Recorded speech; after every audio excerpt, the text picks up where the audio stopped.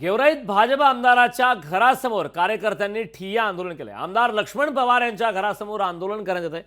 निवडणूक न लढण्याचा निर्णय घेतल्याने कार्यकर्ते आक्रमक झाले। कार्यकर्त्यांकडून लक्ष्मण पवार यांना फेरविचार करण्याची आता विनंती करण्यात आली। हे असं जर घडत असेल तर मग माझ्यासारख्या माणसांनी ह्या पदावर बसून मला तरी सोबत नाही। पण अण्णा तुम्ही असताना असं पक्ष बदला डायरेक्ट काय देणं घेणं नाही।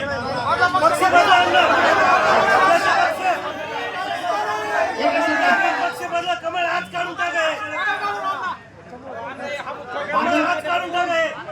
माझं म्हणणं आहे की तुम्ही सगळे मला आपल्या परिवारातील सदस्य मानतात। जर आपल्यापैकी तर एक जण किंवा दोन जण इच्छुक असतील विधानसभा लढवायला, माझं म्हणणं आहे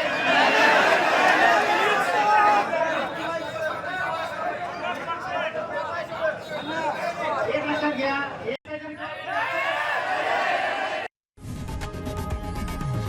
लोकशाही मराठी ऐका, पहा, जागरूक रहा।